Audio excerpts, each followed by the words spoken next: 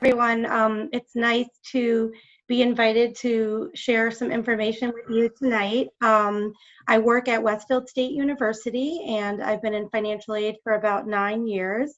And we really like to work with families to try and make the process easy. You'll find that most of the schools that your students are applying to, different colleges and universities, the financial aid staff is really there to assist you with the process.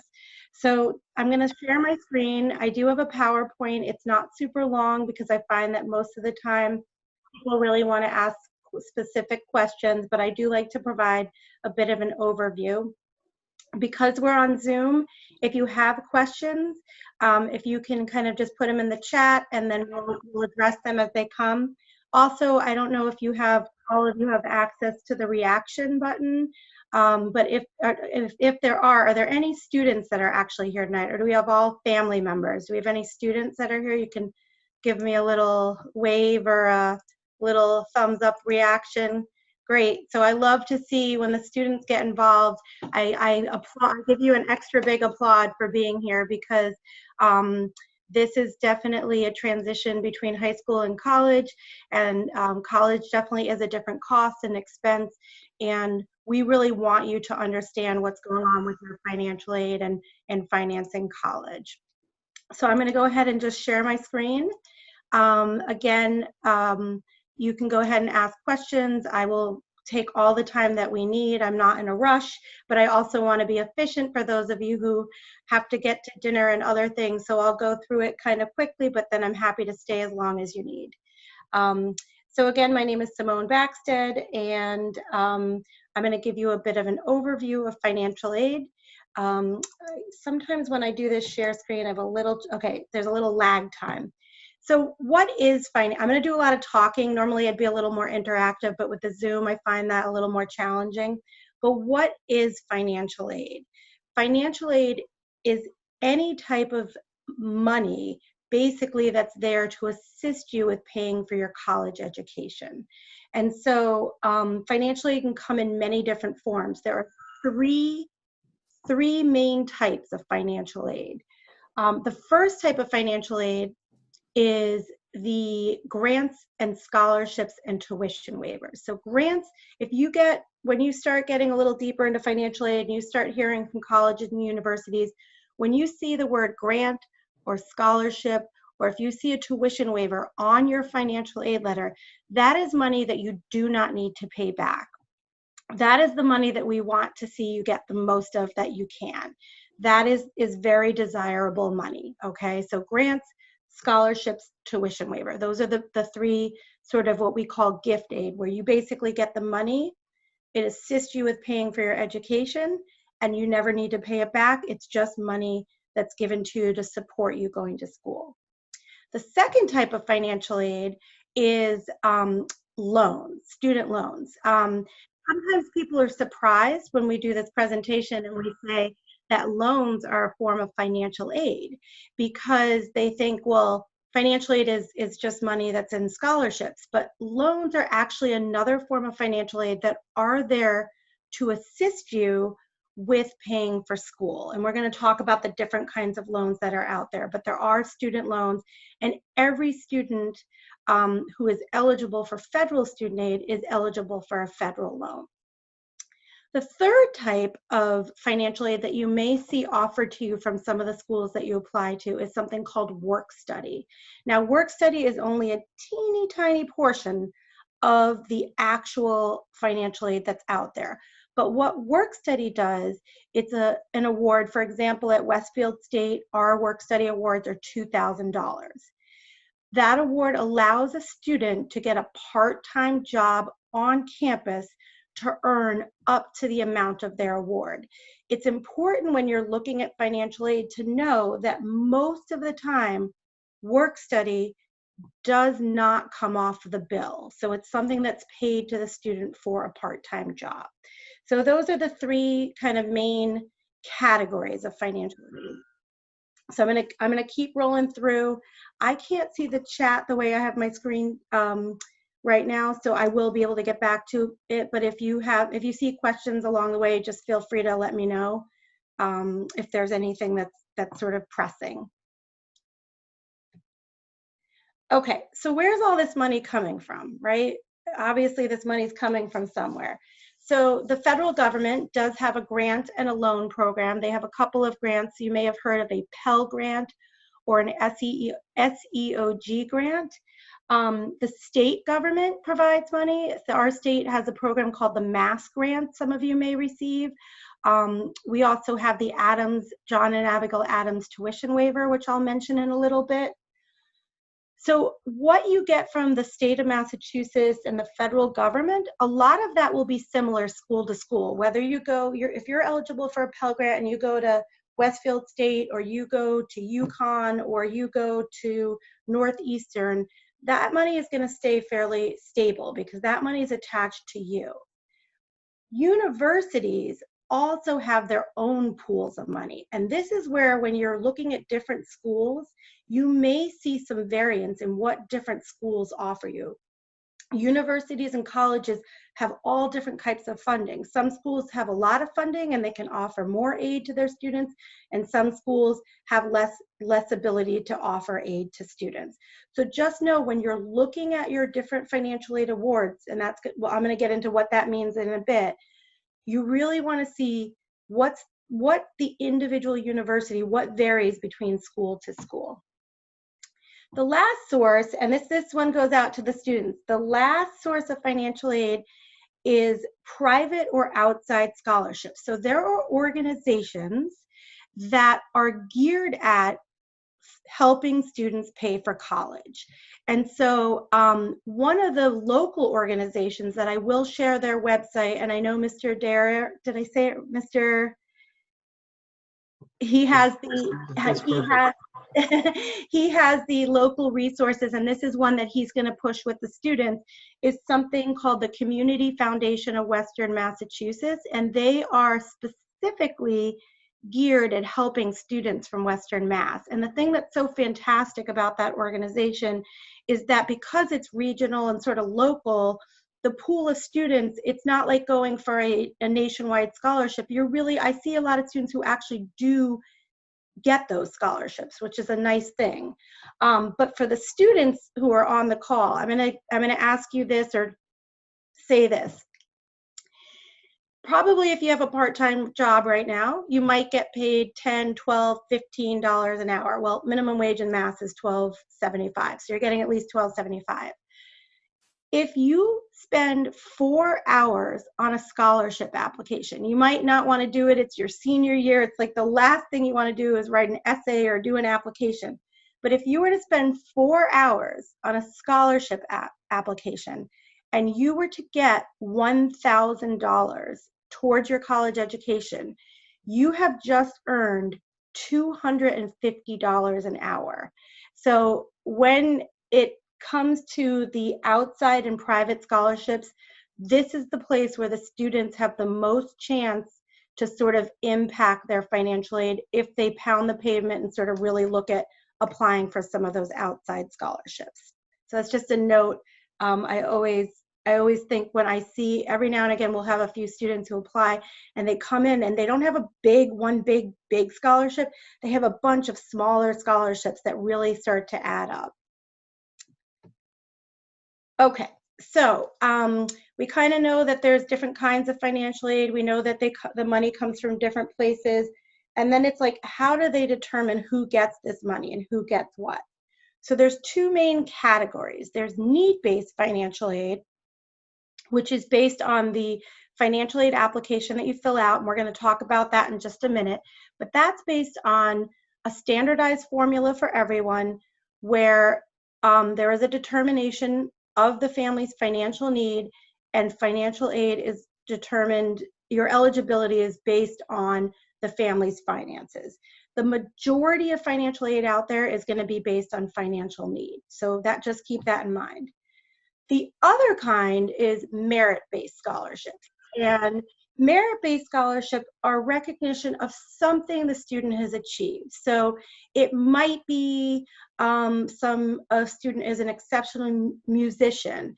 It may be that the student has an exceptional GPA or is exceptional in science. There's something that student has done to earn that. So they're not looking at the finances. They're specifically looking at something about that student. Not all colleges and universities are going to offer you merit aid. One of the things that I would say as a tip from an insider is to be on time with everything and be proactive. So make sure that you're doing everything on time, because being late, for example, at Westfield State, we have a pool of money for merit money. We give it to our eligible candidates. And then if we run out of the money, even if you're eligible, then our money's gone. So that's the same at a lot of schools. So just keep that in mind. The John and Abigail Adams tuition waiver, do they know yet if they're eligible for that? Do they know yet if they're eligible? Not just yet, but it's about to. Okay, so some of you may be eligible for something, and this is a merit-based scholarship or tuition waiver called the John and Abigail Adams tuition credit. And this is a tuition credit that can be used at any of the state schools in the Commonwealth of Massachusetts. And it's based on MCAS scores and also being within the top 25% of your district within the categories. But I like to point that one out because it's one that many of you may, or some of you may see, and you bring those with you. And that is portable. That kind of goes with you if you go to a state school. Okay, so we know what kinds of financial aid, we know where it's coming from. We know that some of it's based on financial needs, some is based on merit. How do we apply for this money? How do we get this money? So the number one thing, if you sleep through everything I say tonight, this is the slide to be awake on. So the FAFSA is the free application for federal student aid. This is the primary financial aid application for the majority of schools that you apply to. Almost every school that you're applying to, private, public, community college, 4-year, 2-year, they're going to want you to fill out a FAFSA. And that FAFSA, there is a website, and right at the end of this, I'm going to take down my PowerPoint and I'll show you the website. You can access the FAFSA at studentaid.gov. For a lot of schools, this is it. Like, you fill out your FAFSA and you've applied for financial aid. That's it. It does need to be completed every year, so just know that you're going to do this now, and you'll be doing it for your students' first year of college, but every single year it has to be done. The good news is that the 2021-22 FAFSA is open now. So you can even get off this webinar tonight and you can start that FAFSA. So in order to complete the FAFSA, you will have to have a student and a parent who both create what's called an FSA ID. The FSA ID is a username and password that is unique to the student and unique to the parent. That is basically their login, their access to all federal student aid websites. Here's an insider tip. The mistake that we see a lot of times is parents will create something for the student and use the same email that they use for themselves, and then it kind of gets all entwined. You want 2 separate and distinct usernames and passwords. You want a student username attached to a student email and a parent username attached to a parent email. If you have children who are older, who have gone to school, and they have, you already have an FSA ID as a parent, you use that same FSA ID. If you are a student who's more independent, you've lived with grandparents, you have been in foster care, and you're kind of doing this independently, you don't need to provide parent information. Depending on your circumstance, you may be able to just go online and fill out the FAFSA, or you may need to call the schools individually. And I'm happy to, if there's anyone in the group who has more questions like that, I'm happy to guide any independent students as to what to do. So typically, you're going to be putting in basic demographic information, your name, your address, your social security number, if you're a citizen or an eligible non-citizen, and basically you're going to kind of start the FAFSA. There's nothing that the FAFSA is going to ask you that you don't know. You will know everything. It's about you, okay? People get really, really nervous you know the answers. This is a test you can pass. The other thing that you're going to put on the FAFSA is all the schools. So if you have, say, 4 or 5 schools that you've talked with your guidance counselors about and you know that's where you want to go, you're going to want to make sure that those schools are listed on your FAFSA so that they can get your financial aid application. A lot of times people ask, which parent do I put on my FAFSA? If your parents live together, whether they're married or unmarried, you have to put both parents' income and both parents' information. If your parents live in separate addresses, you are going to put the parent that is your custodial parent that you spend more of your time with. If it's a real equal split, you're going to have to figure out what feels most appropriate. Look at who's providing more than half of the student support. Step parents, if there's a step parent in the household, that parent would be listed in the custodial. If that's in the custodial parent's household, they would also be listed on the FAFSA. And again, if you're a student who's like, you know what, I'm living independently, I have something else going on, you can reach out to me, you can reach out to the colleges that you're applying to, and we can help you figure out what's appropriate for your FAFSA. The other thing that's going to be added is the household size. So if you have siblings or if your parents are supporting anyone else in the household, you're going to make sure that all of those people are listed. And if you have more than one person in college who is not the parent, so anybody who's not the parent who's in college, you'll list that in the FAFSA as well. And what gets reported as far as financial information, it's looking at parent income, student income, parent assets, and student assets. So it's very much looking at income and assets. It is more income driven, so it's going to look a little more heavy at the income than the assets. People hear that and they get panicked, like, are they going to want my whole savings account? It does have an asset protection built in. Your assets do not include your retirement. They do not include a primary home. And if you have a small family business, most of the time you don't have to include the equity. It's going to be looking at your 2019 information, your income, both taxed and untaxed. So I know I'm throwing a lot at you. I promise you, this will all kind of like, I'm just trying to give you like a preview. When you get into the FAFSA, you'll be answering, it's an online form. You'll be just one at a time, they'll walk you right through it. In addition to the FAFSA, there is one other financial aid application. It's the CSS profile by the College Board. Unlike the FAFSA, which is a free application, this application does have a cost. It's $25 for the first school that you send the application to and $16 for each additional record. There are sometimes fee waivers, so you can work with the guidance office to find out your eligibility for a fee waiver. Why would you fill out the CSS profile? There are some schools, and they are predominantly private institutions, that require the CSS profile because the CSS profile will take in additional information. So for example, when I said in the FAFSA, if your parents live in separate households, it's only going to look at the parent you live with. The CSS profile is going to want that other parent's information as long as you're able to provide it. They're also going to look at assets a little bit differently. They're going to take a little deeper dive, and those private schools use it to award their university dollars. So what I recommend is just being really clear on the schools you're applying to. Do any of them require the CSS profile? I would call each financial aid office and say, what do I need to do to apply financial aid? FAFSA, CSS profile, kind of make your list and know where you stand. Not all of you are even going to fill out a CSS profile. Some of you won't even touch it. Okay, so what happens next? So you fill out your financial aid application. You will get what's called an expected family contribution from the FAFSA side.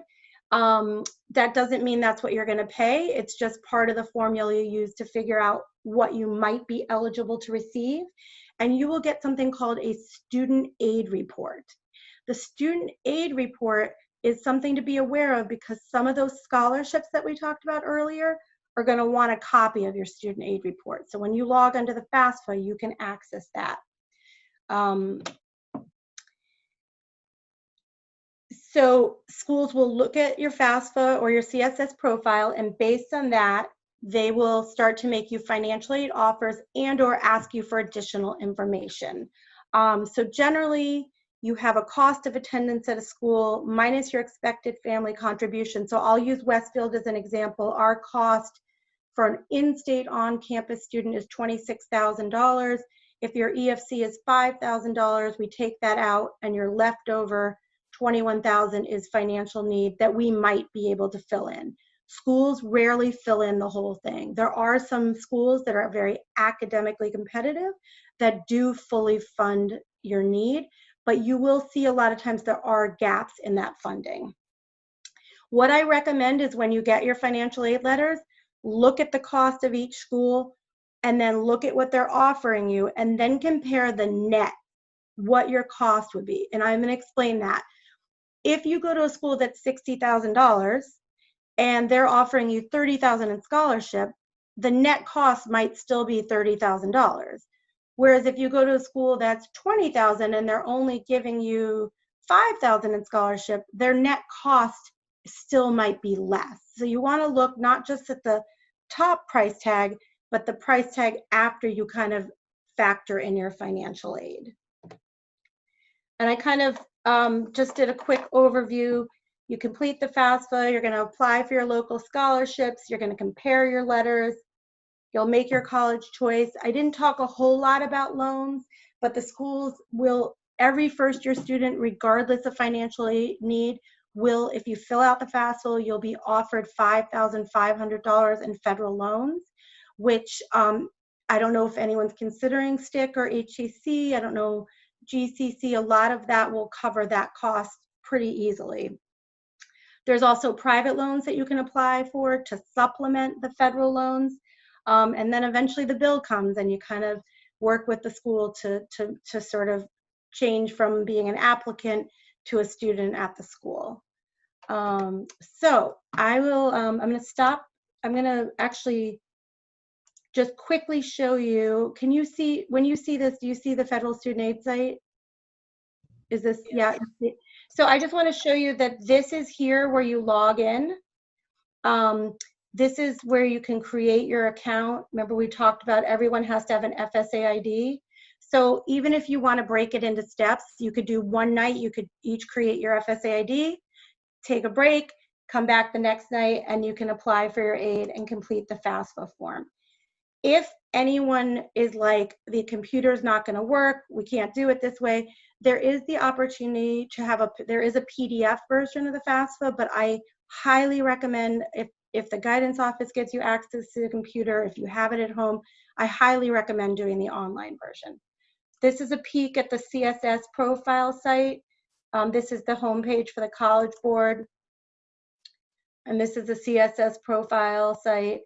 I also, MIFA is another great organization. They have a ton of webinars and resources. Some of the stuff I talked about tonight is similar to some of the stuff that they present. And then the Community Foundation of Western Mass that we were talking about. If you look here, this is where you can apply. Their scholarships aren't quite open yet.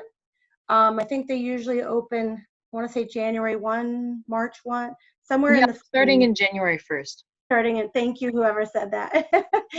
So yeah, I'm really open to questions. Let me change my view here and stop my share. And happy